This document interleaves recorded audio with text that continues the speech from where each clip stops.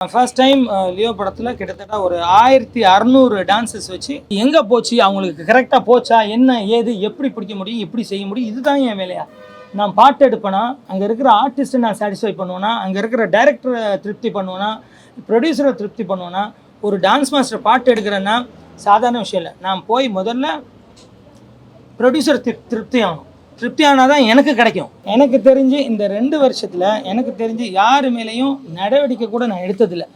ஆனால் என்னை சில பேர் என்ன சொல்கிறாங்க, அதுதான் தப்பு, ஒரு தலைவர்னால் ஸ்ட்ராங்காக இருக்கணும், நீ ஏன் ஸ்ட்ராங்காக இல்லை, அதனால தான் இதெல்லாம் நடக்குதுன்னு என்னை திட்டுறாங்க வெளியில். ஒரே ஒருத்தர் மட்டும் 1 மாதம்தான் எடுத்தேன், ஒரு ஷூட்டிங்கில் தப்பு பண்ணாங்க. அப்போ கூட அவரை இன்சார்ஜ், அதாவது கோஆர்டினேட் தான் பண்ணக்கூடாதுன்னு சொன்னேன். ஆடலாம், நீ ஆடு, சம்பாரிச்சுக்கோ உன் ஃபேமிலிக்கு, ஆனால் நீ இன்சார்ஜ் பண்ணாதுன்னு தான் அவருக்கு ஒரு கண்டிஷனில் ஒரு 1 மந்த் கூட.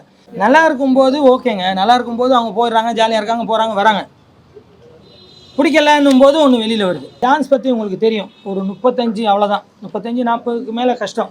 அவங்க அந்த ஸ்டெப்லேருந்து அடுத்த ஸ்டெப் போகலன்னா கஷ்டம். எஸ்வி ரியல் எஸ்டேட் மற்றும் உங்கள் ப்ராப்பர்ட்டிஸ் வழங்கும் சிஎம்டிஏவால் அங்கீகரிக்க பெற்ற அனைத்து வசதிகளுடன் கூடிய வீட்டு மனைகள் ரெடியில் மாதவரம், பொன்னேரி, மீஞ்சூர் பகுதிகளில் உடனே வாங்கிட இன்றே தொடர்பு கொள்வீர்.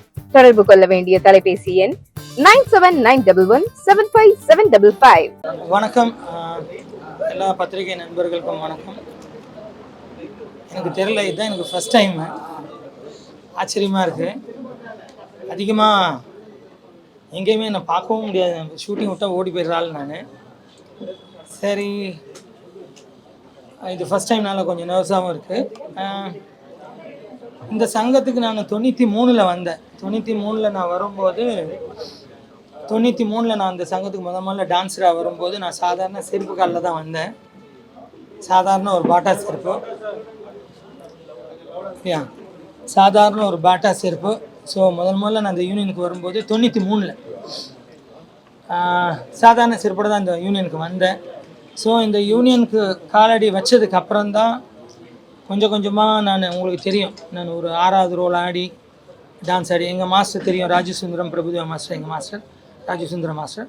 அப்போது அவங்கக்கிட்ட நான் 6வது ரோல் ஆடி, 4வது ரோல் ஆடி, 2வது ரோல் ஆடி, 1வது ரோல் ஆடி, இப்படி வந்து ஒரு அசிஸ்டண்ட் ஆகி, அப்புறம் ஒரு மாஸ்டர் ஆகி, இன்றைக்கி மாஸ்டர் ஆகி 2001ல் மாஸ்டர் ஆனால் இன்றைக்கி 2025 வருஷம் ஆயிடுச்சு நான் மாஸ்டர் ஆகி.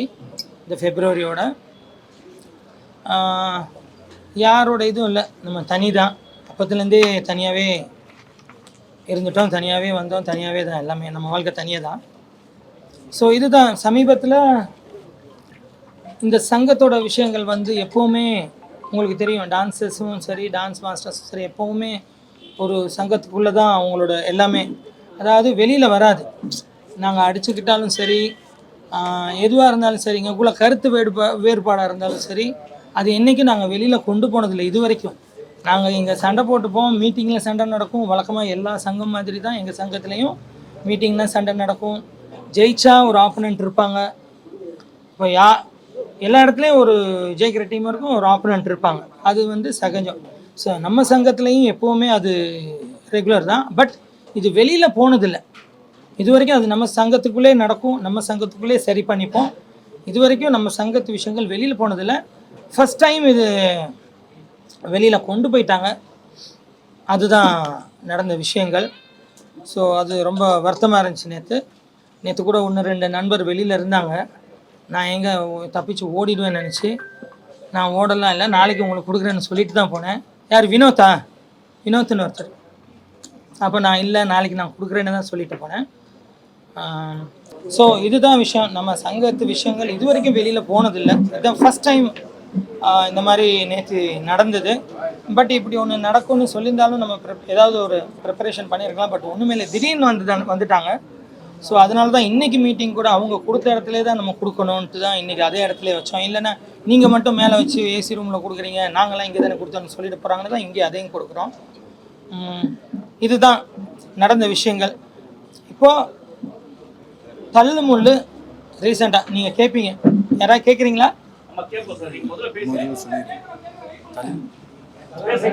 அங்கே எங்கேயோ வந்து கேட்குற மாதிரி இல்லை.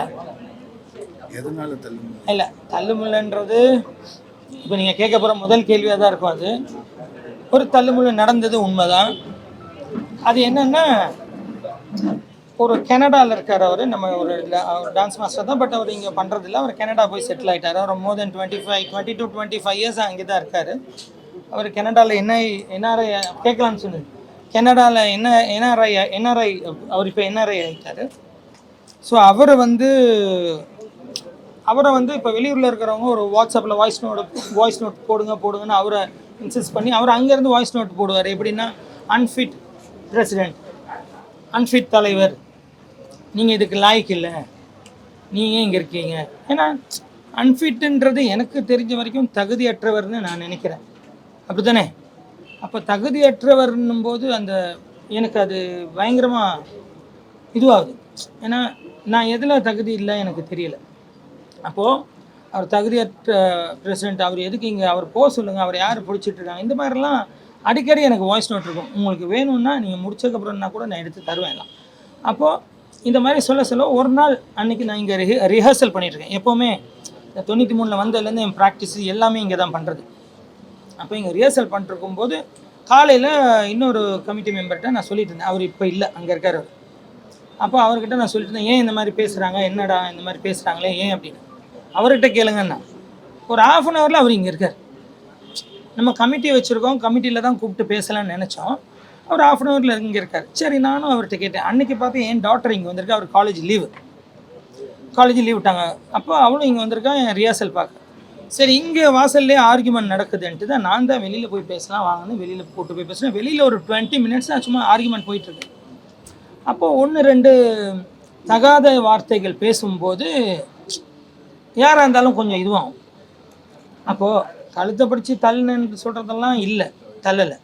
ஒருவேளை இப்படி தள்ளி இருந்தால் டக்குன்னு இப்படி கோவமாக திரும்புவோம். யாராக இருந்தாலும் அது நேச்சர். இப்படி தள்ளலாம் டக்குன்னு இப்படி திரும்புவாங்களா? அது நிறைய எடிட் பண்ணி தான் இருக்குது. இல்லை, நிறைய எடிட் பண்ணி, இல்லை மியூசிக்கெல்லாம் போட்டு எடிட் பண்ணி கொஞ்சம் ஃபாஸ்ட் பண்ணியிருக்கு. ஒரிஜினல் வீடியோ இருக்குது, நான் தர சொல்கிறேன். ஆக்சுவலாக என்னன்னா, அங்கே பேசிகிட்டு இருந்தாங்க தலைவரும் அவங்களும் பேசிகிட்டு இருந்தாங்க. நான் செக்ரட்டரி, நான் தனியாக தான் ஓரமாக நின்றுட்டு இருந்தேன். வாங்க கமிட்டியில் பேசிக்கலான்னு போது இல்லை பேசிகிட்டு இருந்தாங்க. அப்போது தலைவர் ஒரு டவுட்டுக்காக என்னை கூப்பிட்டார். இது மாதிரி ஒரு மாஸ்டருக்கு ஒரு பிரச்சனைனா மாஸ்டர் மீட்டிங் தனியாக போடணுமா அப்படி. அது மாதிரி நம்ம சங்கத்தில், எங்கள் சங்கத்தில் வந்து மாஸ்டருக்குன்னு தனியாக ஒரு மீட்டிங் போட மாட்டோம். அது அவங்களோட வளர்ச்சிக்காக போடுமே தவிர, ஒரு பிரச்சனைனா எல்லாமே மெம்பர்ஸ் தான். இப்போ கமிட்டி மீட்டிங் வைப்போம், அதுக்கப்புறம் பொதுக்குழு, இதுதான் எங்களோட ரூலு.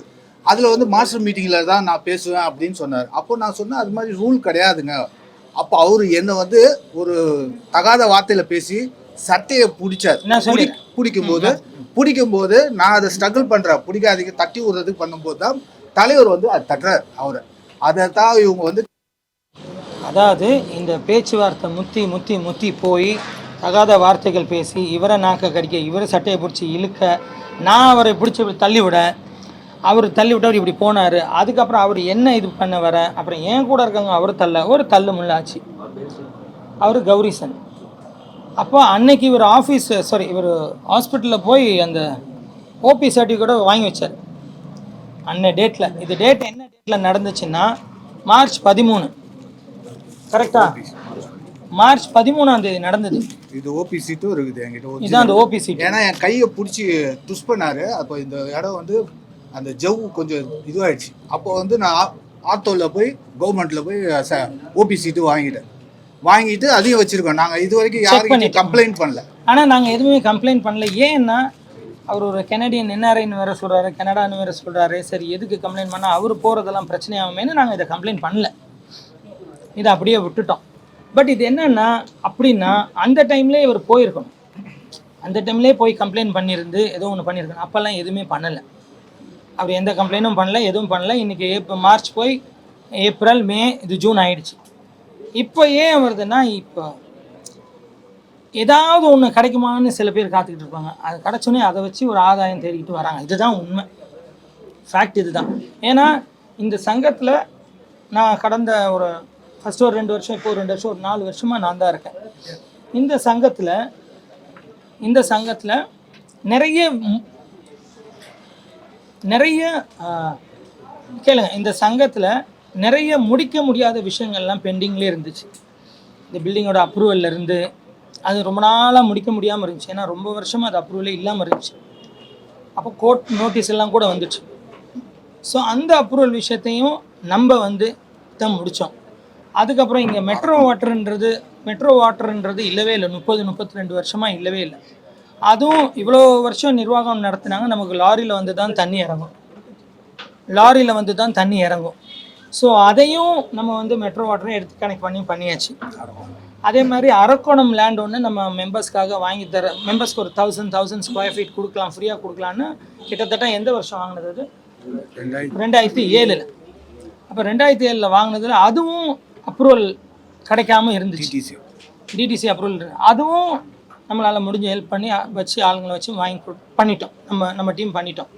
இதுக்கப்புறம் நம்மளால் முடிஞ்ச இந்த ஹெல்ப்பை பண்ணணும். ஏன்னா நான் இந்த யூனியனில் முதல்ல நான் வரும்போது நான் செருப்பு காலோட ஏன் நான் வந்தேன்னு சொன்னேன்னா, செருப்பு காலோட அன்றைக்கி 93 வந்து இன்றைக்கி நல்லா இருக்கிறோமே, சங்கத்துக்கு ஏதோ செய்யணுன்னு தான் சத்தியமாக நம்ம உள்ளே வந்தோம். அப்போது வந்து இந்த விஷயம்லாம் முடிச்சுட்டு அதுக்கப்புறம் வெளியில் போய் அவர் பேரையும் நான் சொல்கிறேன், தப்பு இல்லை, சொல்கிறேன் ஐஸ்வரி கணேசன் சார் அவர்கிட்ட போய் நானும் கலா மாஸ்டரும் போய் ஸ்ரீதரையும் வச்சு பேசி அவர்கிட்ட ஒரு அப்பாயின்மெண்ட் வாங்கி போய் பேசி நம்ம நலிந்த மெம்பர்ஸ் மாதம் 1000 ரூபான்னு ஒரு 65-70 பேருக்கு மாதம் 1000 ரூபான்னு பென்ஷன் வாங்கி கொடுத்துட்ருக்கோம். ஒரு 70 பேருக்கு. இன்னொரு ஏசிஎஸ், அதாவது ஏசி சண்முகம் சார், அவர்கிட்டையும் போய் ரெக்வஸ்ட் பண்ணி, சார் இந்த மாதிரி நலிந்த கலைஞர்கள் இருக்காங்க சார். ஏன்னா டான்ஸ் பற்றி உங்களுக்கு தெரியும், ஒரு 35 அவ்வளோதான், 35-40க்கு மேலே கஷ்டம். அவங்க அந்த ஸ்டெப்லேருந்து அடுத்த ஸ்டெப் போகலன்னா கஷ்டம். ஸோ அந்த மாதிரி கலைஞர்கள் நிறைய இருக்காங்க சார், உங்களால் முடிஞ்ச ஏதோ பண்ணி கொடுங்கன்னா அவர் ஒரு 50 பேருக்கு கொடுத்தார். 50 பேருக்கு மாதம் 1000 ரூபான்னு கொடுத்தார். ஸோ இது பண்ணோம். அப்புறம் இதுக்கு முன்னாடி ஒரு விஷயம் நம்ம சங்கத்தில் இருந்தது, ரொம்ப நாள் முன்னாடி, இது சொல்லலாமா சொல்லக்கூடாதுன்னு எனக்கு தெரியலை. ஒரு விஷயம் இருந்தது என்னென்னா, ஒரு சர்வீஸ் சார்ஜ் மாதிரி இப்போ டான்ஸர்ஸ் கிட்டேருந்து மாஸ்டர்ஸ் எடுக்கிற வழக்கம் முன்னாடி இருந்தது. அதையும் சர்வீஸ் சார்ஜ்னால் டான்ஸர்ஸோட இல்லை, அவங்களோட பேமெண்ட்லேருந்து அவங்க பேமெண்ட்லேருந்து ஒரு சின்ன சர்வீஸ் சார்ஜ் மாதிரி எடுப்பாங்க. முன்னாடி இருந்தது அது இல்லை, சர்வீஸ் சார்ஜ் நான் அழகாக சொன்னேன். அப்போ அது ஒன்று இருந்தது. அப்போ நான் அதையும் வந்து எல்லா மாஸ்டர்ட்டையும் டிஸ்கஸ் பண்ணி பேசி அதையும் நிறுத்திட்டோம். வேறு என்ன, இந்த மாதிரி நம்ம இந்த யூனியனுக்கு ஏதோ செய்யணுன்னு தான் வந்தோம், ப்ராமிஸ் இதெல்லாம் செஞ்சோம். இப்போது எலெக்ஷன் வரப்போகுது. இப்போது அடுத்த மாதம் அனௌன்ஸ் பண்ணணும், ஜூலை அனௌன்ஸ் பண்ணோம், ஆகஸ்ட்டில் நடக்கணும். எலெக்ஷன் வந்து போச்சு. இதுதான் இந்த சங்கத்துக்கு நாங்கள் பண்ண விஷயங்கள். இந்த தள்ளுமுள்ளோட டீட்டெயிலும் நான் சொன்னேன். இதுதான் நடந்தது. இவர் கம்ப்ளைண்ட் பண்ணுறதா இருந்தால் அன்றைக்கே போயிருக்கலாம். இன்றைக்கி ஏப்ரல், மே, ஜூன் ஆயிடுச்சு. அப்போ இது ஒரு விஷயமாக வச்சுக்கிட்டு அவங்க வராங்க. இதுதான் விஷயம். அதுக்கு சொல்லு. லியோ படம், அது என்னென்னா, லியோ படம் வந்து இவ்வளோ நான் 25 வருஷம் ஆயிடுச்சு மாஸ்டர் ஆகி. ஃபர்ஸ்ட் டைம் லியோ படத்தில் கிட்டத்தட்ட ஒரு 1600 டான்ஸஸ் வச்சு, நம்ம யூனியனோட ஸ்ட்ரென்த்து 840. இதில் வெளியூர் போய் செட்டில் ஆனவங்கலாம் இருக்காங்க, கல்யாணம் ஆகி செட்டில் ஆனவங்கலாம் இருக்காங்க. ஸோ நிறைய அந்த மாதிரி வர முடியல, அவங்களெல்லாம் குழந்தை பெற்று அந்த மாதிரி செட்டில் ஆனவங்க. ஸோ நமக்கு இருந்தது 500 சில்லற டான்சர்ஸ் நம்ம சங்கத்துலேருந்து வந்துட்டாங்க. ப்ளஸ் என்னென்னா, இதுக்கப்புறம் என்ன பண்ணணும்னா, வெளி ஆளுக்கு போய் தான் ஆகணும், வெளி மெம்பர்ஸ்க்கு போய் தான் ஆகணும், அதாவது நான் மெம்பர்ஸ் போய் தான் ஆகணும். அப்போ அந்த மாதிரி கட்டத்தில் நம்ம கேரளா யூனியன்லேருந்து, ஆந்திரா யூனியன்லேருந்து, ஹைதராபாத் யூனியன்லேருந்து, ஹைதராபாத் யூனியன், கேரளா யூனியன், இந்த மாதிரிலாம் எடுத்து, கர்நாடகா யூனியன் இந்த மாதிரி எடுத்து பண்ணுவோம்னா, அது வந்து அவங்கள வர வைக்கிறது, அவங்கள திருப்பி தங்க வைக்கிறது, இதெல்லாம் நம்ம அதிக சுமையை கொடுக்குறோம் ப்ரொடியூசர்ஸ்க்கு. அப்போ அப்படி நினச்சி வேணான்ட்டு இங்கே கிளாஸாக போய் நம்ம நிறைய டான்ஸ் கிளாஸ்லாம் இருக்கும், அந்த மாதிரி நான் மெம்பர்ஸ்லாம் வர வச்சு தான் இந்த பாட்டை எடுத்தோம். இந்த பாட்டை எடுத்ததுக்கப்புறம் இந்த பேமெண்ட் இஷ்யூ லேட்டாக இந்த பேமெண்ட் வரலன்னு ஒரு இஷ்யூ வந்துச்சு. வந்ததுக்கப்புறம் ப்ரொடியூசர்ஸ் கவுன்சிலும் ஃபெஃப்சியும் சேர்ந்து, அதாவது மெம்பர்ஸ்க்கு ஒரு பேமெண்ட், மெம்பர்ஸ்க்கு ரெகுலர் பேமெண்ட், அவங்களுக்கு கவுன்சில் கூட நாங்கள் வருஷம் எவ்ரி இயர் ஒரு அக்ரிமெண்ட் வரும், அந்த அக்ரிமெண்ட்டில் ஃபிக்ஸ் பண்ண பேமெண்ட் தான் மெம்பர்ஸ்க்கு. அப்போ அதை ஃபிக்ஸ் பண்ணி தான் மெம்பர்ஸ்க்கு பேமெண்ட் போகுது. மெம்பர்ஸ் பேமெண்ட் ப்ரொடியூசர் டைரெக்டாக இங்கே யூனியனுக்கு அனுப்பிச்சிடுவாங்க. எப்போவுமே எல்லா டான்ஸ் மாஸ்டரோட சாங்கும் எல்லா டான்ஸ் மாஸ்டரோட சாங்கும், அதாவது ஷோபி மாஸ்டராக இருக்கட்டும், கல்யாண் மாஸ்டர், எந்த மாஸ்டராக இருக்கட்டும், அவங்க பேமெண்ட் த்ரூ யூனியனுக்கு வரும். த்ரூ யூனியன்லேருந்து டைரக்ட் மெம்பர்ஸோட அக்கௌண்ட்டுக்கு போயிடும். அது ஒரு சார்ட்டு கொடுப்பாங்க. அந்த சார்ட்டில் அவங்களுக்கு லோன் இருக்கா, அவங்க ஏதாவது வாங்கியிருக்காங்களா, இல்லை அவங்க வேறு என்ன வாங்குவாங்க, லோன் எஜுகேஷன் லோனுக்கு இல்லை, சந்தா கட்டலையா, இதெல்லாம் செக் பண்ணி அதை பிடிச்சிக்கிட்டு பேலன்ஸ் அமௌண்ட் அவங்களுக்கு அக்கௌண்ட்டில் போயிடும். இது டான்சர்ஸ் யூனியனோட ரெகுலேஷன். இதுக்கு ஸ்டாஃப்ஸ் எல்லாம் இருக்காங்க மேலே. நீங்கள் ஒரு வாட்டி போகும்போது மேலே போய் பார்த்தீங்கன்னா தெரியும், ஸ்டாஃப்ஸ் எல்லாம் இருக்காங்க. இப்போ இந்த நான் மெம்பர்ஸ்க்கு ஒரு ரெம்யூனரேஷனை ப்ரொடியூசர்ஸ் கவுன்சிலும் ஃபெஃப்சியும் உட்காந்து டிஸ்கஸ் பண்ணி நான் மெம்பர்ஸ்க்கு ஒரு அமௌண்ட்டை ஃபிக்ஸ் பண்ணுறாங்க, 60%. ஃபிக்ஸ் பண்ணி இப்போ இந்த பேமெண்ட்டை ப்ரொடியூசர்ஸே தான் போடுறாரு. அப்போ இவங்களோட பேங்க் அக்கௌண்ட் லிஸ்ட்டெல்லாம் நம்ம வந்து ப்ரொடியூசர்கிட்ட கொடுத்தாச்சு. இப்போ ப்ரொடியூசர் ஆஃபீஸ்லேருந்து அவங்களுக்கு டைரெக்டாக அவங்க அக்கௌண்ட்டுக்கு போச்சு. இது நடந்தது. இதுக்கப்புறம் இதில் என்ன தவறுன்றது எனக்கு தெரியலை. இன்னொன்று சொல்கிறேன், உங்களுக்கு சொல்லியிருப்பாங்க. இப்போ இவங்களுக்கு பேட்டான்னு ஒன்று கொடுப்பாங்க, வந்து போகும்போது ஒரு கன்வென்ஷன் ஒன்று கொடுப்பாங்க. இப்போ இவங்கள இப்போ 1600ன்னா பாருங்கள் எவ்வளோ பேர், ஒரு குறைஞ்சது எனக்கு தெரிஞ்சு ஒரு 1000 சில்லற நான் மெம்பர்ஸ் இருக்காங்க. இப்போ இவர் ஒரு ட்ரெஷர்ன்னும் போது இவர் ஒரு இன்சார்ஜ் கொடுப்பார்.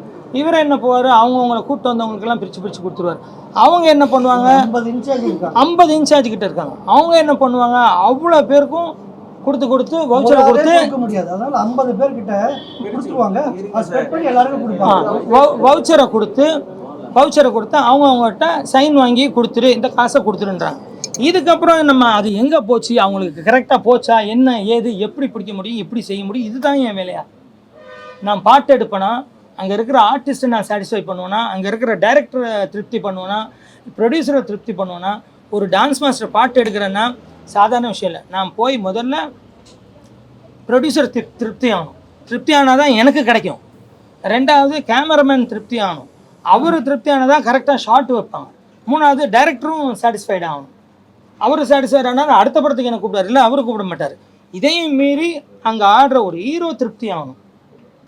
இதனாலும் அங்கே சாஃப்டாக போனால் தான் நான் நிம்மதியாக அங்கே பாட்டு எடுக்க முடியும். அதில் ஒருத்தருக்கு இதுனா கூட அங்கே நிம்மதியாக நான் பாட்டு எடுக்க முடியாது. ஸோ ஒரு டான்ஸ் மாஸ்டரோட சுச்சுவேஷன் அது. இது இல்லாமல் இவ்வளோ டான்ஸஸை ஹேண்டில் பண்ணணும், என்னோட டான்ஸஸ் 500 பேரை. இது இல்லாமல் நான் மெம்பர்ஸை ஹேண்டில் பண்ணுறதுன்றது அன்றைக்கி நான் பட்ட கஷ்டம். நான் ஜீனை தான் சொல்லுவேன். ஜியை பார்த்து திருப்பி முதல்லேருந்து அவங்களெல்லாம் பின்னாடி கொண்டு போய் செட் பண்ணி பண்ணுறதுக்குள்ள அவ்வளோ. ஸோ நான் இது எப்படி அதெல்லாம் நான் பார்க்க முடியும். சார் ஆக்சுவலாக உங்கள் மேலே இதுக்கு முதல் குற்றச்சாட்டு பிரச்சனை வந்ததுக்கே காரணம் என்னன்னா, நீங்கள் வந்து அவர் அடிச்சது அதெல்லாம் சொல்லி இதோட இன்னொரு சாராம்சம் சொல்லிடுறேன். இது வந்து லியோ படம் எப்போ, 2023 2023 23 23லேருந்து ஒரு எலெக்ஷனுக்கும் இதை எடுத்துகிட்டு வராங்க.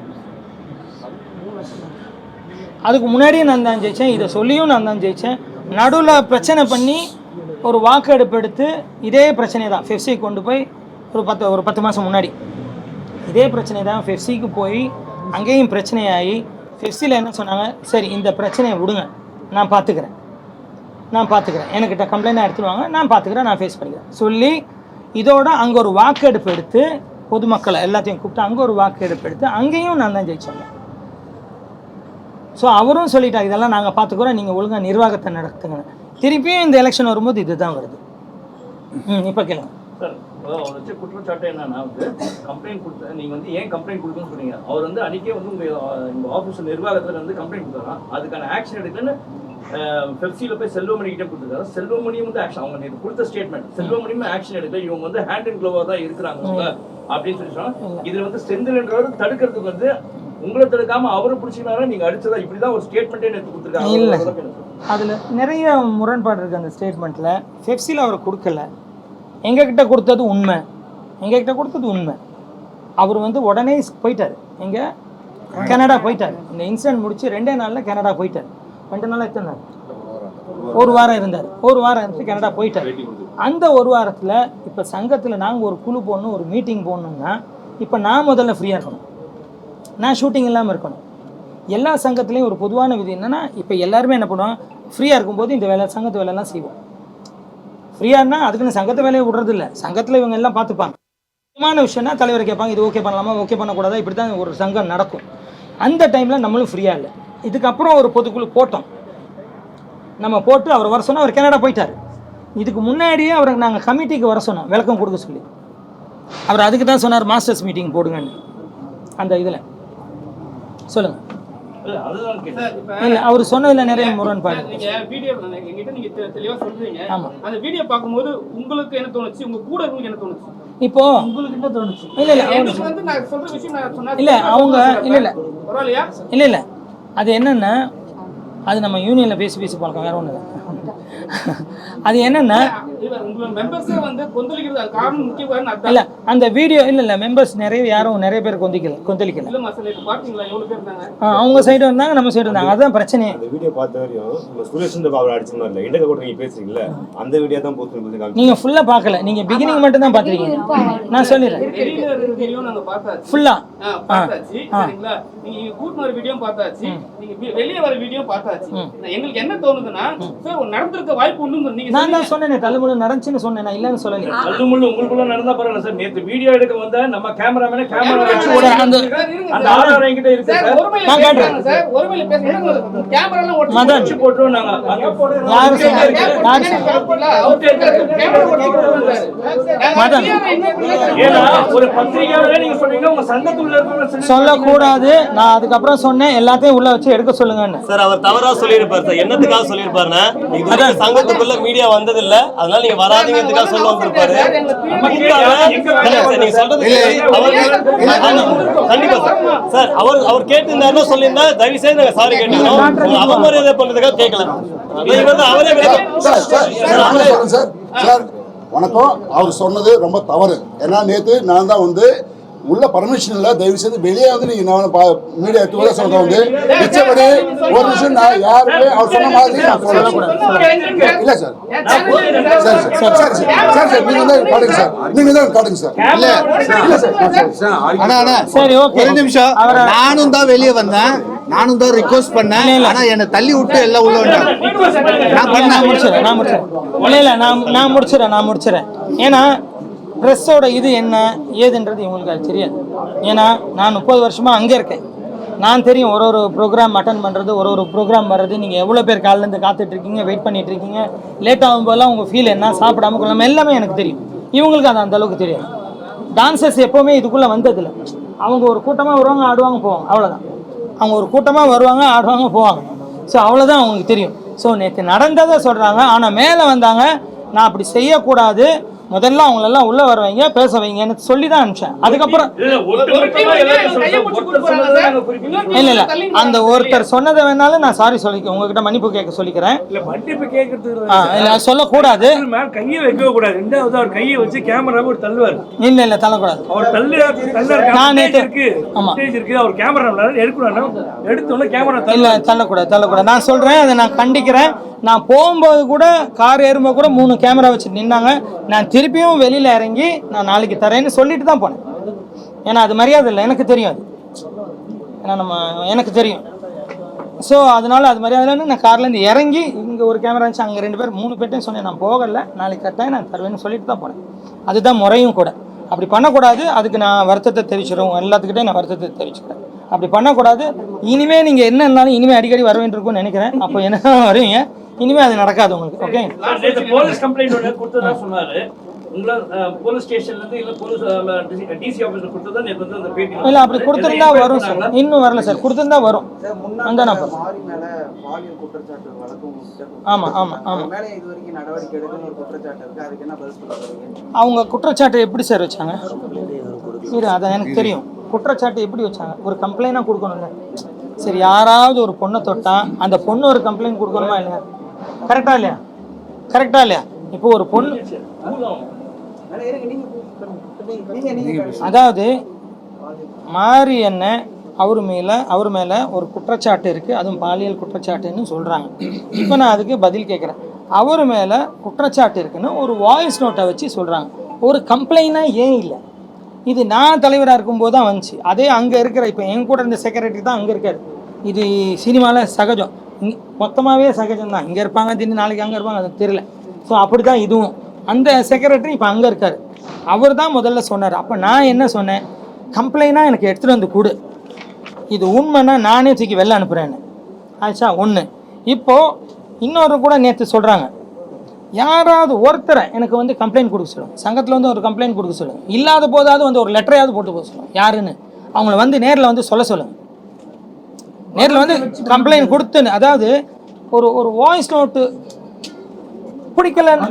இப்போல்லாம் எப்படின்னா இப்போல்லாம் எப்படி ஆயிடுச்சுன்னா, நல்லா பழகிக்கிறாங்க, நல்லா பேசுகிறாங்க, ஒன்றா தான் போகிறாங்க, ஒன்றா தான் சாப்பிட்றாங்க, எல்லாம் ஒன்றா தான் போகிறாங்க. ஒரு சண்டை வந்துட்டா எல்கேஜி பசங்க மாதிரி, அன்றைக்கி நான் அதை கொடுத்தேனே நீ இப்படி பண்ணிட்டேன், இன்றைக்கி இதை கொடுத்தேன், அப்படி ஆகிட்டாங்க. இப்போ அன்றைக்கி நான் பண்ணல நீ பண்ணல, இப்போ எல்கேஜி மாதிரி ஆயிடுச்சு இப்போல்லாம். ஏன்னா அந்தளவுக்கு எல்லோரும் ஒரு இதுவாக இருக்காங்க, என்ன சொல்கிறதுன்னு எனக்கு புரியல. அப்போது நான் என்ன சொல்கிறேன், ஒரு கம்ப்ளைண்டாக கொடுங்க, ஆக்ஷன் எடுக்கலன்னா கேளுங்க. இப்போது இதுக்கு முன்னாடி நான் ஒரு விஷயம் சொன்னேன், இந்த லியோ மேட்டரை வச்சு தான் இவங்க என்ன பண்ணிக்கிட்டே இருக்காங்க அப்படி சொல்லியே 3 வாட்டி நானே தான் ஜெயிச்சு வந்தேன்னு சொன்னேன். இதே இடத்துல இந்த பிரச்சனையும் வந்துச்சு, இதே 2 பிரச்சனை தான். இதை நீங்கள் கேட்கும்போது சொல்லலான்னு தான் வச்சேன், அதை மட்டும் சொல்லிவிட்டு. அதே பெப்சியில் அதே செல்வமணி சார் தலைமையில் இதே டீமு இதே ஆளுங்க இவங்களே தான் வச்சு இதையும் கொண்டு வந்தாங்க. அப்போ அவர் கேட்டது என்னென்னா, இதோட ஆதாரம் இருந்தால் எடுத்துகிட்டு வா. யார் சொல்கிறாரு? செல்வமணி அண்ணன் சொல்கிறார். ஆதாரம் இருந்தால் எனக்கு கொடு, அவனை தூக்கி போடுறேன். ஆதாரம் இல்லை, பொய் ஆதாரமும் உன்னை தூக்கி போடுவேன் அப்படின்ட்டு அவர் சொல்லி தான் அனுப்பிச்சார். யார்? செல்வமணி சார். இதுதான் நடந்தது. இது இப்போ இவங்க மினிஸ் புக்கில் அவரை பற்றி நாங்கள் நிர்வாகம் எடுத்துட்டோம், அவரை பற்றி நாங்கள் எல்லாம் எழுதியிருக்கோம், அவர் மினிஸில் சைன் போடலன்றாங்க. நேற்று கூட மீட்டிங்கில் இதை நான் எடுத்து வச்சுருந்தேன் காட்டுறதுக்கு, அதுக்குள்ளே எல்லாம் கோச்சிக்கிட்டு வந்துட்டாங்க. இதை முடிச்சிடறேனே. அதுக்குள்ளேயே வர ஒரு கேள்வி என்னன்னா, ஆக்சுவலா வந்து ஒரு சங்கம் இருக்கு, அந்த மாதிரி இருந்தா அது வந்து லேடிஸ் நிறைய பேர் இருக்காங்கன்னு வச்சுக்கோங்க. அப்ப ஐசிசின்னு ஒன்று இருக்கு சார், இன்டர்னல் கம்ப்ளைண்ட்ஸ் கமிட்டி, அப்படி வைக்கணும்னு சொல்லிட்டு 2013 வந்து சுப்ரீம் கோர்ட்ல வந்து ஒரு ஆர்டர் போட்டுருக்காங்க. உங்களுக்கு ஐசிசி இருக்கா அப்படி ஒரு கம்ப்ளைண்ட்ஸ் கமிட்டி வந்து விசாரணை, அது இல்லைன்னா நீங்க வைக்கணும் சார், சட்டப்படி அதை வைக்க வேண்டிய ஒரு அவசியம் இருக்கு. பெண்கள் பாதுகாப்புக்கு வந்து சார் எங்க இதுல இது நான் பதில் சொல்றேன். எங்க இதுல வந்து பெண்களுக்குன்னு ஒரு குழு அமைக்கலாம்னு இருந்தோம் சார். உங்களுக்கு சுப்ரீம் கோர்ட்ல சொல்லிருக்காங்க சார், எது ஆக்ஷனே எடுக்கும். அதுக்கு தான் நான் கேட்கறேன் இருக்கேன். ஏன்னா பெண்கள் யாருன்னா இப்ப சிலர் வந்து சொல்லாம இருக்காங்க சார், பெண்கள் வந்து உங்ககிட்ட சொல்லாம அந்த கமிட்டியில தான் போய் கம்ப்ளைண்ட் பண்ணா அது வந்து எல்லாமே அனானிமஸா வச்சுப்பாங்க, அது தெரிஞ்சவங்க வரைக்கும் தான் விசாரிப்பாங்க. நீங்க ஒரு சங்கத்துக்குள்ள இருக்கவங்க எல்லாரும் விசாரிச்சீங்கன்னா நாளைக்கு அந்த பெண்ணுக்கு வந்து பாதுகாப்பு இருக்காது அப்படின்றது தனி ஃபோன் நம்பரே இருக்குல்ல, அதுக்கு ஐசி இல்ல உங்களுதே நீங்க வைக்கணும் சார், அந்த ஒரு ஐசிசி ஒன்னு வைக்கணும். நான் பண்ணிடுறேன், நான் எலெக்ஷனுக்குள்ள நான் பண்ணிட்டு போறேன். இந்த தகவலையும் உங்களுக்கு சொல்லிடுறேன் போனை போட்டு. கடைசியா லாஸ்ட் என்ன சொல்யூஷன் இருக்கு? ஏன்னா நேத்து என்ன சொன்னாங்க, இல்ல இத முடிச்சறேன், இத முடிக்கல. கோபி மாசல்ல சொல்லிட்டாங்க ஒரு வார்த்தை, அவர் ரிசைன் பண்ணாத இத முடிச்சறேன். இது இல்ல அவங்க சொன்னது இதான் அந்த மினிஸ் புக். இந்த மினிஸ் புக் காட்டுங்கப்பா, யாரா புடிச்சு. இந்த மினிஸ் புக்ல இவ்வளவு பேர் வந்திருக்காங்க அன்னைக்கு மீட்டிங்க்கு.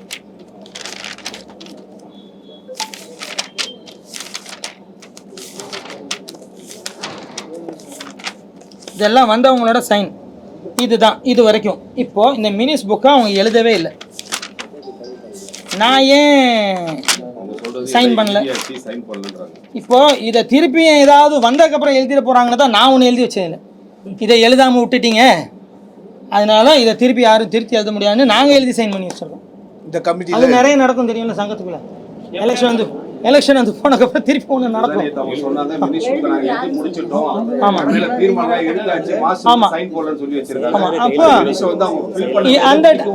அந்த டைம்ல செக்ரட்டரி இருந்தார், செக்ரட்டரி தான் இது செஞ்சிருக்கணும். நம்ம தீர்மானம் எடுத்து கொடுப்போம், செக்ரட்டரி அது செய்யணும்.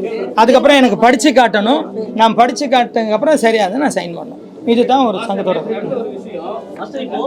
நீங்க வந்து போலீஸ் ஸ்டேஷன் நான் டான்சர் நினைச்சிட்டு சாரி மாஸ்டர். இப்போ என்னன்னா பாலியல் புகார் வருது, வெறும் வாய்ஸ் நோட்ல தான் இருக்குன்னு சொன்னீங்க. ஒரு கம்ப்ளைண்ட் வந்து தான் நடவடிக்கை எடுத்துன்னு சொன்னீங்க. கம்ப்ளைண்ட் கொடுத்துருந்தா போலீஸே நடவடிக்கை எடுத்துருப்பாங்க. உங்ககிட்ட ஏன் சொல்றாங்கன்னா இங்க இருக்கிற சங்கம் சார்ந்த நடவடிக்கை எடுக்கணும், விசாரிக்கப்படணும்னு உங்ககிட்ட வருது. அது தொடர்பான விசாரணை நடந்ததா? நீங்க ஒரு தலைவரா விசாரிச்சீங்களா? இரு தரப்பையும் அழைச்சு விசாரிச்சீங்களா? இல்ல, நான் என்ன சொல்றேன், நான் என்ன சொல்றேன், இது அவங்கக்குள்ள பேசிக்கிறது. நான் சொன்னேனே, நல்லா இருக்கும்போது நான் இன்டெரக்டாக சொன்னேன், நல்லா இருக்கும்போது எல்லாம் போகிறோம், பிடிக்கலன்னொன்னே இப்போ நான் தான் எல்கேஜி பசங்க மாதிரி நான் ஒரு சொன்னேன். அது நான் சொன்னது புரிஞ்சில்ல. நான் ஒரு நிமிஷம், நான் சொன்னது நல்லா இருக்கும்போது ஓகேங்க, நல்லா இருக்கும்போது அவங்க போயிடுறாங்க, ஜாலியாக இருக்காங்க, போகிறாங்க வராங்க. பிடிக்கலன்னும் போது ஒன்று வெளியில் வருது. நான் என்ன சொல்கிறேன், ஒரு கம்ப்ளைண்டாக வந்தால் தானே. இப்போ இது பிரகாரம் நான் இன்னொன்று காட்டுறேன், அந்த பேப்பருங்க சிஎஸ்ஆர். இதே இது இவங்க திருப்பி சொல்ல, அவர் போய் போலீஸில் கம்ப்ளைண்ட் கொடுக்க, யார் மாறின்றவர் போலீஸில் கம்ப்ளைண்ட் கொடுக்க, போலீஸில் இந்த சொல்கிறவங்க இப்போ நேற்று உங்களுக்கு சொன்னாங்களே அந்த 4 பேரையும் கூப்பிட்டு விசாரிச்சிருக்காங்க. அப்போ அங்கேயும் ஆதாரம் இல்லை. இது அதோட சிஎஸ்ஆர் காப்பி டேட்டோட பாருங்க. அவர் மாங்காட்டில் இருக்கார். அவர் மாங்காடு ஸ்டேஷனில் என்னை பற்றி இந்த மாதிரி பாலியல்னு சொல்கிறாங்க சார், எனக்கு புரியலை, நான் அப்படி எதாவது பண்ணியிருந்தா எனக்கு கம்ப்ளைண்ட் கொடுக்க சொல்லுங்கள், என்னை அரெஸ்ட் பண்ணுங்க அப்படின்னு சொல்லி அவர் கம்ப்ளைண்ட் கொடுத்து போலீஸ் கூப்பிட்டு 4 பேரையும் விசாரிச்சு அந்த 4 பேரும் இதில் இருக்குது. நானே படிப்பீங்களா? நானே படிக்கணுமா? அந்த 4 பேரையும் படிங்க. அவங்க போய் இல்லைன்னு மன்னிப்பு எழுதி கொடுத்துட்டு வந்திருக்காங்க. அப்போ திருப்பி ஏன் அதை எடுக்கிறாங்க சொல்லுங்க. சதீஷ் பாபு, மதன் கார்த்திக், கந்தசாமி, ரஞ்சித் மற்றும் சதீஷ். கந்தாஸ் மாஸ்டர், எல்லாம் மாஸ்டர் தான். ஆமாம், அவர் போய் சிஎஸ்ஆரும் போட்டு அவங்க போலீஸ்லையும் கூப்பிட்டு அவங்கள விசாரித்து இந்த மாதிரிலாம் பண்ணாதீங்க, வாட்ஸ்அப்பில் இந்த மாதிரி அவதூறு பரப்பாதீங்க, அப்படி பரப்புனா நாங்கள் ஆக்ஷன் எடுப்போம், உண்மையாக இருந்தால் எத்தனை வந்து கொடுங்க, நாங்கள் எடுக்கிறோம் அவரும் சொல்லிட்டார். இதுதான் இந்த சிஎஸ்ஆர் காப்பி.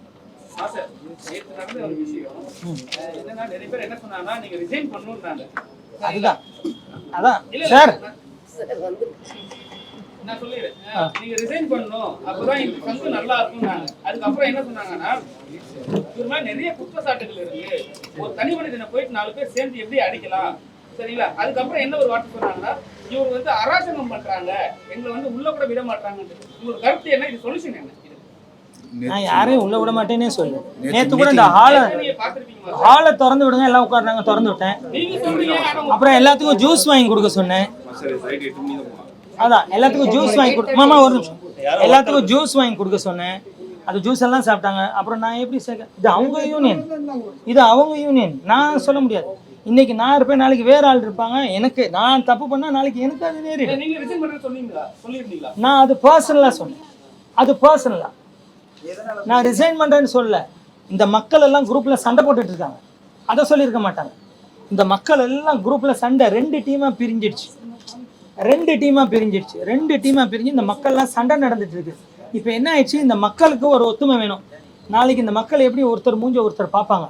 இதுக்கு நான் என்ன பண்ணணும், ஒருவேளை நான் இல்லைன்னா அவங்க நல்லா இருப்பாங்களா? அது ரெடி.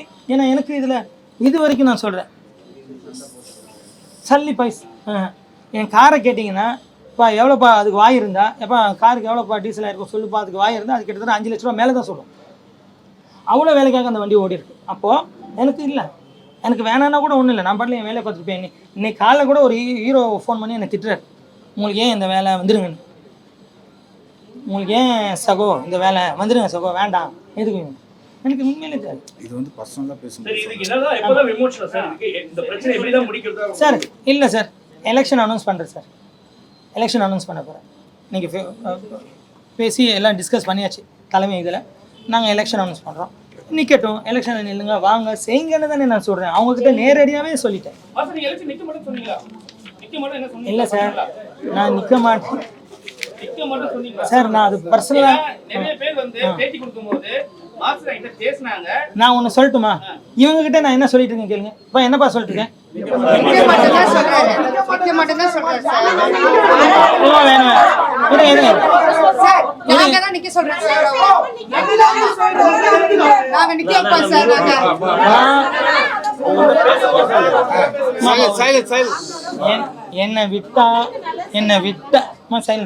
என்ன விட்டா நான் ஓடி போனேன்னு தான். நான் வேலை என்ன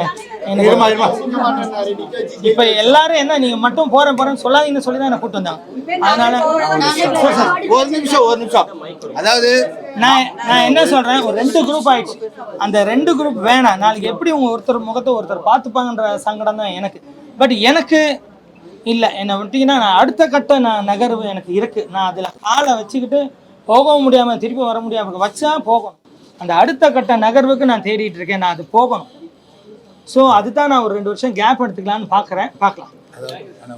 அதாவது காம்ப்ரமைஸ்ன்னு சில பேர் கேட்டாங்க. அது அடிப்படையில் தான் மாஸ்டர் வந்து தனியாக பர்சனலாக பேசி, நான் வேணா இவங்களுக்கு பிரச்சனைன்னா நான் ரிசைன் பண்ணிக்கிறேன் அப்படி பர்சனலாக சொன்னதை இவங்க பப்ளிசிட்டி பண்ணியிருக்காங்க.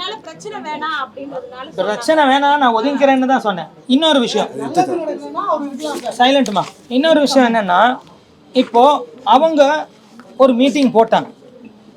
அந்த மீட்டிங் ஒரு சங்கம்னா ஒரு சங்க தலைவரோட அனுமதியோட தான் சங்கத்தை கூட்டத்தை நடத்தணும். தலைவர் மேலே ஒரு தவறு இருந்தால் கூட தலைவர் இதில் கூட்டிட்டு ஆர்குமெண்ட் பண்ணணும். அதை செய்யலை. இவங்க போய் தனியாக ஒரு கூட்டம் நடத்தினாங்க. அதாவது தனியாக, இது சம்பந்தம் இல்லாமல் தனியாக இவங்களாம் ஒரு லெட்டர் கொடுத்து மக்கள்லாம் வர சொல்லி ஃபோன் பண்ணி வர சொல்லி இவங்களாம் ஒரு மீட்டிங் நடத்தினாங்க. இந்த மீட்டிங் கூட அந்த லெட்டர் கொடு. இந்த மீட்டிங் அவங்க கடிதத்தில் என்ன போட்டிருக்காங்கன்னா, இந்த கடிதத்தில் அவங்க மென்ஷன் பண்ணியிருக்குது, கேட்டுக்கொண்ட அஜெண்டாக்களோடு பொதுக்குழு கூட்டத்தை கூட்ட தவறும் பட்சத்தில் அவசர நிலை கருதி துணைத் தலைவரே பொதுக்கூட்டத்தை கூட்டிக் கொள்ளலாம் என பெப்சி வழிகாட்டுதலின் பேர், அதாவது கூட்டிக் கொள்ளலாம் என பெப்சி வழிகாட்டுதல் வழங்கியதை தங்களுக்கு நினைவுபடுத்த விரும்புகிறேன். அதாவது பெப்சி வழிகாட்டுச்சின்னு இவங்க மென்ஷன் பண்ணியிருக்காங்க. ஆனால் அது இல்லை. பெப்சியில் லெட்டர் நீங்கள் கேட்டீங்க சொன்னீங்களான்னு கேட்டால் அவங்க இல்லைன்னு லெட்டர் அனுப்பிச்சிருக்காங்க. நாங்கள் எந்த சங்கத்துக்கும் வழிகாட்டுதலின் படினா அவங்க பைலால என்ன பண்ணாங்களே, நான் பைலா நான் சொல்கிறேன். வழிகாட்டுதலின் படினா அப்படிதான் வரும். நான் இப்போ பைலாவும் உங்களுக்கு சொல்கிறேன். இப்போது பெப்சி என்ன லெட்டர் அனுப்பிச்சிது, அவங்க என்ன சங்கத்துக்குமே இதை சொல்ல மாட்டோம், ஏன்னா அது ஒரு முன்னுதாரணம் ஆகிடும். ஒரு சங்கம்னா ஒரு சங்கத்தில் தான் நடக்கணும், சங்க தலைமையில் தான் நடக்கணும். இந்த மாதிரி ப்ரைவேட்டாக போய் ஒரு வைஸ் பிரசிடென்ட் கூட்டத்தை நடத்தலான்னு எங்கேயுமே இல்லை. அதை நான் அனுமதிக்க மாட்டேன். இதை அனுமதிச்சா நாளைக்கு 22 சங்கமும், அதாவது நம்மளோட சேர்த்து 22 சங்கங்களும் நாளைக்கு பிரச்சனை வரும். அந்த யூனியன் நடத்துனாங்களே அவங்க விட்டாங்களேன்ற ஒரு பிரச்சனை வரும். அதனால நாங்கள் இதை அனுமதிக்க மாட்டோம்னு அவங்க கொடுத்துருக்காங்க. இதை தான் நேற்று நாங்கள் சொன்னோம், இது அனுமதி கிடையாது, அனுமதிக்க முடியாது. இந்த சங்கத்தில் இன்னொன்று அவங்க தீர்மானம் ஒன்று எடுத்துகிட்டு வந்தாங்க. அது என்னன்னு சொல்லிடுறேன். நான் 10 வருஷத்துக்கு எலெக்ஷனில் நிற்கக்கூடாதான், 10 வருஷத்துக்கு எலெக்ஷனில் நிற்கக்கூடாது. என் கூட நின்ன கம்யூனிட்டி மெம்பர்ஸும் யாரும் 10 வருஷம் வரைக்கும் எலெக்ஷனில் நிற்கக்கூடாதுன்னு ஒரு தீர்மானம். ஸோ இதுவே செல்லாதுன்னும் போது நான் அதுவும் செல்லாதுன்னு சொன்னது தான் அவங்க கோவம் வந்து வெளில வந்தாங்க. இதுதான் நேற்று நடந்தது. நீங்கள் கேட்ட பைலாவை சொல்கிறேன். அந்த பைலாவை படித்து காட்டு. நீ படி. ஆக்சுவலி நம்ம சங்கத்தில் 16ஆம் நம்பர் பைலான்னு ஒன்று இருக்குங்க சார். இதை வச்சு தான் அவங்க வந்து கூட்டத்தை கூட்டுவாங்களே எப்பயுமே. இதில் என்ன இருக்குன்னா, சங்கத்தின் பொதுக்குழுவில் தான் இருக்குது. இது வந்து சங்கத்தின் மூலமாக கூட்டப்பட்ட பொதுக்குழுவே கிடையாது. துணைத் தலைவர் தானாகவே தன்னிச்சையாக கூட்டப்பட்ட கூட்டம். அது செல்லாதுன்னு செல்வமணி சார் சொல்லிட்டாரு. நம்ம பைலாலையும் அப்படி தான் இருக்குது. பைலால என்ன இருக்குன்னு மொத்தமாக படிக்கிறேன் பாருங்க. நம்பிக்கையின் சங்கத்தின் பொதுக்குழுவில் தலைவர் அல்லது நிர்வாக குழு மீது நம்பிக்கையில்லா தீர்மானம் நிறைவேற்றலாம். உறுப்பினர்களுக்கு தெளிவாக 7 நாள் முன் அறிவிக்கப்பட வேண்டும். பொதுக்குழு கூட்டத்தில் வருகை தந்த உறுப்பினர்களில் 3/2 பெரும்பான்மை உறுப்பினர்களின் முடிவில் தீர்மானம் நிறைவேறும். இக்கூட்டத்தில் எவருக்கும் எதிராக தீர்மானம் நிறைவேற்றப்பட்டதோ அந்த நபர் பதவியை இழப்பார். அப்படிதான் இருக்கு. நம்ம என்ன சொல்றேன்னா, சங்கத்தின் மூலமாவே நீங்க கூட்டம் கூடுங்க, அதை முடிவெடுங்க, நாங்க ஒத்துக்கிறோம், அதுல என்ன பெரும்பான்மையோ ஒத்துக்கிறோம். ஆனா அவங்க அது ஒத்துக்கல சார். அதுக்கு ஒத்துக்காம தான் தனிநபர் போய் வெளியில போய் மீட்டிங் போட்டாங்க. அப்படி மீட்டிங் போட்டதே செல்லாத போது அந்த ஒரு தீர்மானம் எப்படி இங்க செல்லுபடி ஆகும்? அதுக்கு தான் பெப்சில இருந்து லெட்டர் கொடுத்துருக்காங்க. இது வேணா ஒரு காப்பி ஃபுல் புக்கும் வேணா தரேன், நீங்க எடுத்துட்டு போய் இந்த காப்பி கூட நீங்கள் எடுத்துகிட்டு போய் யாராவது ஒருத்தர் வச்சுக்கோங்க. உங்களுக்கு தெரியும் எல்லா சங்கத்தோட ரூல்ஸ். அப்படி வேணா எடுத்துகிட்டு போங்க. இங்கே வைக்கிறேன். ஓகே, 3 மணிக்கு வேறு ஏதோ ப்ரோக்ராம் இருக்குன்னு நினைக்கிறேன். எல்லாம் ரெடி காலம் சார். சொல்லுங்கள், வேறு என்ன?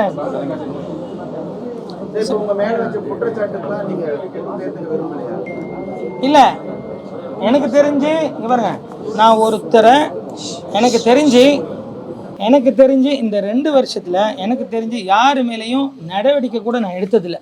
ஆனால் என்னை சில பேர் என்ன சொல்கிறாங்க, அதுதான் தப்பு, ஒரு தலைவர்னா ஸ்ட்ராங்காக இருக்கணும், நீ ஏன் ஸ்ட்ராங்காக இல்லை, அதனால தான் இதெல்லாம் நடக்குதுன்னு என்னை திட்டுறாங்க வெளியில்.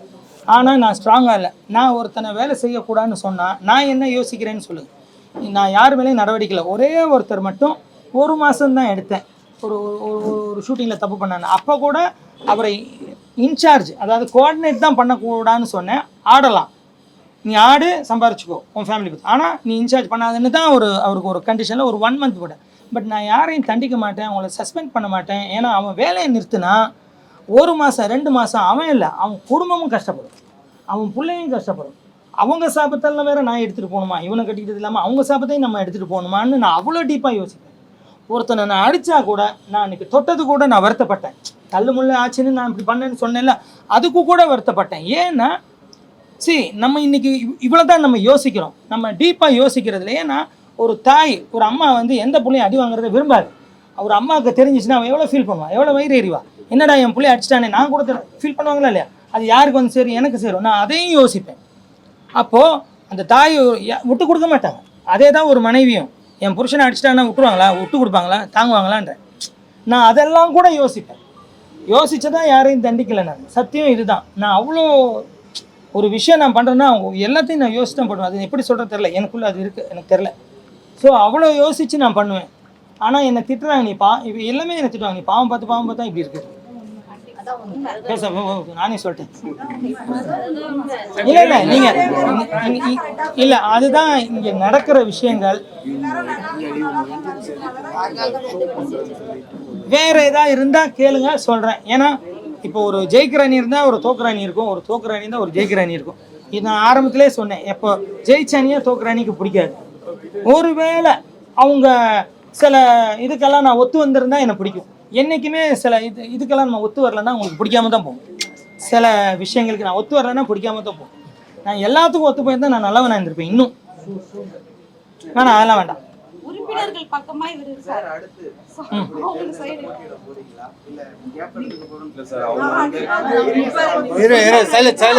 அவர் பேசுறாங்க. நீங்க சவுண்ட கேளுங்க. நீங்க நிக்கிங்க மாசம் நிக்கிங்க. இல்ல நீங்க கேள்வி இல்ல இன்னும் சைலன்ட்மா சைலண்ட். சரி, இன்னமும் நான் சொல்கிறேன், என்னால் இல்லை, என்னை சுற்றி இருக்கவங்களை வச்சு. இப்போ அன்னைக்கு ஒரு ஒரு மெம்பர் அவரால் ஃபீஸ் கூட கட்டுறதுக்கு இது இல்லை. அந்த மாதிரி ஒரு மெம்பர், அவருக்கு ஒருத்தர் 38, 39, 40 வயசு ஆகுது. அவருக்கு ஒரு ஃபீஸ் கூட கட்ட முடியாது. ஆனால் அவர் பொண்ணு படிக்கணும். பட் நான் போய் இன்னொரு மாஸ்டர், பேரை சொன்னால் தப்பு இல்லைன்னா பேரை சொல்கிறேன், அவங்கள பிடிச்சி கலா மாஸ்டரையும் பிடிச்சி அவங்கள வச்சு ஒரு காலேஜில் போய் அந்த பிள்ளைக்கு ஃப்ரீ சீட் வாங்கி, பஸ்ஸுலேருந்து சாப்பாடுலேருந்து எல்லாம் ஃப்ரீ.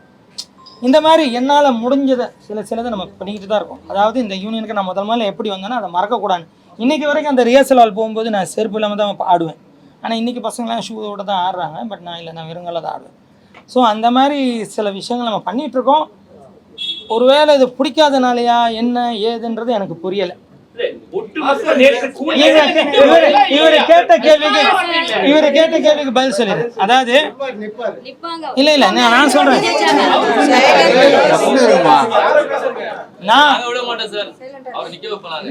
இல்ல நான் என்ன இல்ல மாமா ஒரு நிமிஷம். ஆமா, ஒரு அவங்கள பார்த்து சொல்லலாம். ஒரு சூழ்நிலையை கருதி நான் சொல்றேன். அதாவது ஒருவேளை கரெக்டாக வந்து ஜெயிக்கிறவங்க கரெக்டான அவங்க நல்லா செய்வாங்க அப்படின்றதா நானே கூட இருந்து பார்க்குறேன். நல்லா செய்கிறாங்கன்னா சந்தோஷம்.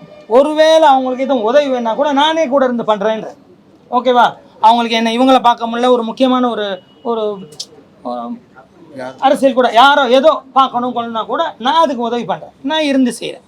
நான் இல்லைன்னாலும் இந்த சங்கத்துக்கு நான் உதவியாக தான் இருப்பேன். யார் என்னன்னாலும் எனக்கு எப்போ வேணாலும் உதவி கேட்கலாம், நான் இருந்து செய்வேன். இப்போ கூட ரீசெண்டாக கூட நைட்டு ஒரு 11:30 மணிக்கு அடித்தாங்க. 11:30 மணிக்கு அடித்தவங்க அம்மாவுக்கு சீரியஸ்னாங்க சொல்லி, ஓமந்தூராளுக்கு சொல்லி, அங்கே இருக்கிற டாக்டர்ஸ் கிட்ட சொல்லி அவங்கள சேர்த்து இப்போ சரியாகிட்டாங்க. அவங்க வேற யாரும் இல்லை, இங்கே இல்லை அந்த மாதிரி யாரும் கைத்தாங்க. அப்போ அந்த மாதிரி என்னால் முடிஞ்ச உதவியை நான் இங்கே இல்லைன்னாலும் நான் வெளியிலேருந்து செஞ்சுக்கிட்டு தான் இருப்பேன். ஆனால் இதெல்லாம் சொல்லக்கூடாம்பாங்க, செஞ்சதை சொல்லக்கூடாம்பாங்க. இப்பெல்லாம் சொல்லலைன்னா நம்ம காலி எதுவுமே செய்யலைன்னு காலி பண்ணி அனுப்பிச்சிடுறாங்க. இவ்வளவு செஞ்சுன்னு சொல்றீங்க, ஒட்டுமொத்தமா நேற்று கூடிய கூட்டம், உங்களுக்கு எதிரடி கூட்டம், ஒருத்தர் மேல சொல்றது குற்றச்சாட்டு உங்களை மட்டுமே குறி வச்சு சொல்றாங்க. அதுக்கான காரணம்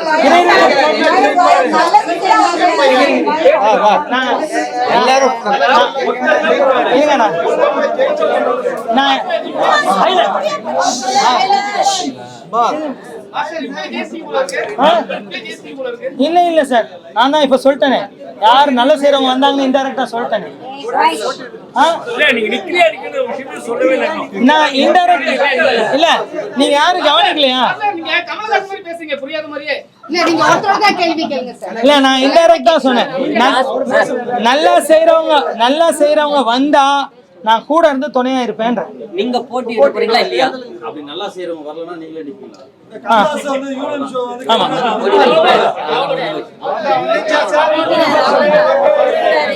ஓகே. இல்ல ஆமா, நான் பார்த்துட்டு சொல்றேன். நல்லா செய்யறவங்க தான் கூட இருந்து செய்யறேன், இல்லைன்னா நானே நிக்கிறேன். அவ்வளவுதான்.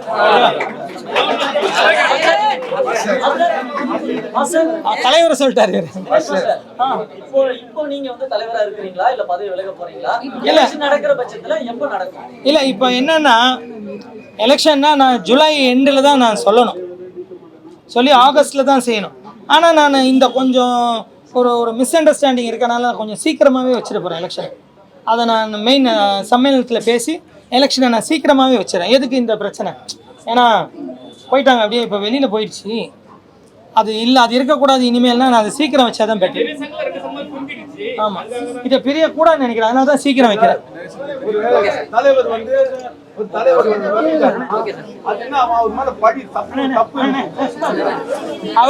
அவர் வந்து ராஜா அண்ணன் சலீம் மாஸ்டரோட அசிஸ்டன்ட். அவர் சலீம் மாஸ்டர் இருந்தார்ல, அவரோட அசிஸ்டன்ட். அவர் அப்பத்துல இருந்து இருக்காரு. அவர் ராஜா அண்ணன் நானே அவர் சலீம் மாஸ்டர் பீரியட்ல இருந்து இருக்காரு. சலீம் மாஸ்டர் தான் இந்த சங்கத்தை கட்டுனவர். ஓகேவா?